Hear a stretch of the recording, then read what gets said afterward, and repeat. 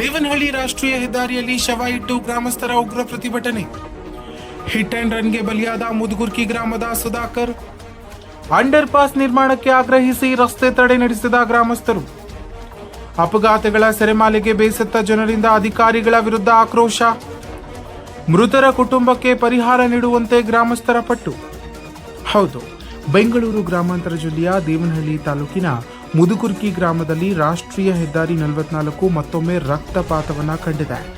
ನಿನ್ನೆ ರಾತ್ರಿ ಸಂಭವಿಸಿದ ಭೀಕರ ರಸ್ತೆ ಅಪಘಾತದಲ್ಲಿ ಗ್ರಾಮದ ನಿವಾಸಿ ಸುಧಾಕರ್ ಎಂಬುವರು ಸ್ಥಳದಲ್ಲೇ ಮೃತಪಟ್ಟಿದ್ದಾರೆ.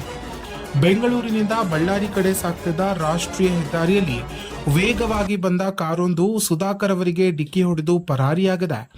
ಹಿಟ್ ಅಂಡ್ ರನ್ ಪ್ರಕರಣದಿಂದ ಗ್ರಾಮದಲ್ಲಿ ಆಕ್ರೋಶ ಭುಗಿಲೆದಿದ್ದು, ಸತತವಾಗಿ ನಡೆಯುತ್ತಿರುವ ರಸ್ತೆ ಅಪಘಾತಗಳಿಂದ ಮುದುಗುರ್ಕಿ ಗ್ರಾಮಸ್ಥರು ಆತಂಕ ಮತ್ತು ಬೇಸರದಲ್ಲಿ ದಿನ ಕಳೆಯುತ್ತಿದ್ದಾರೆ.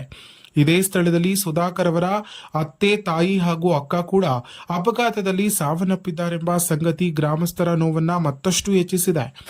ಅಪಘಾತಕ್ಕೆ ತುತ್ತಾಗುತ್ತಿರುವ ಜನರ ಸುರಕ್ಷತೆಗೆ ಶಾಶ್ವತ ಪರಿಹಾರ ಬೇಕೆಂದು ಒತ್ತಾಯಿಸಿದ ಗ್ರಾಮಸ್ಥರು ಮೃತದೇಹವನ್ನ ರಸ್ತೆ ಮಧ್ಯೆ ಇಟ್ಟು ಪ್ರತಿಭಟನೆ ನಡೆಸಿದರು. ಅಂಡರ್ ಪಾಸ್ ನಿರ್ಮಾಣ ಮಾಡಬೇಕು, ಮೃತರ ಕುಟುಂಬಕ್ಕೆ ಸೂಕ್ತ ಪರಿಹಾರ ನೀಡಬೇಕು ಎಂದು ಆಗ್ರಹಿಸಿದರು. ಸ್ಥಳಕ್ಕೆ ಬೆಂಗಳೂರು ಗ್ರಾಮಾಂತರ ಜಿಲ್ಲೆಯ ಪೊಲೀಸ್ ಅಧಿಕಾರಿಗಳು ಹಾಗೂ ದೇವನಹಳ್ಳಿ ಕಂದಾಯ ಅಧಿಕಾರಿಗಳು ಭೇಟಿ ನೀಡಿ ಪ್ರತಿಭಟನಾಕಾರರನ್ನ ಮನವೊಲಿಸುವ ಪ್ರಯತ್ನಿಸಿದರು. ಆದರೆ ಬೇಡಿಕೆ ಈಡೇರಿಸುವ ಭರವಸೆ ಸಿಗುವವರೆಗೂ ಶವವನ್ನ ರಸ್ತೆ ಮಧ್ಯದಿಂದ ತೆರವುಗೊಳಿಸುವುದಿಲ್ಲ ಎಂದು ಗ್ರಾಮಸ್ಥರು ಮತ್ತು ಕುಟುಂಬಸ್ಥರು ಪಟ್ಟು ಹಿಡಿದರು.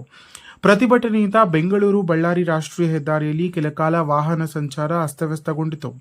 ಮುದುಗುರ್ಕಿ ಗ್ರಾಮದ ಜನರು ಈಗಾಗಲೇ ಅನೇಕ ಅಪಘಾತಗಳಿಂದ ತಮ್ಮವರನ್ನ ಕಳೆದುಕೊಂಡಿದ್ದು, ಶಾಶ್ವತ ಸುರಕ್ಷತಾ ಕ್ರಮ ಕೈಗೊಳ್ಳುವಂತೆ ಸರ್ಕಾರಕ್ಕೆ ಒತ್ತಾಯಿಸಿದ್ದಾರೆ.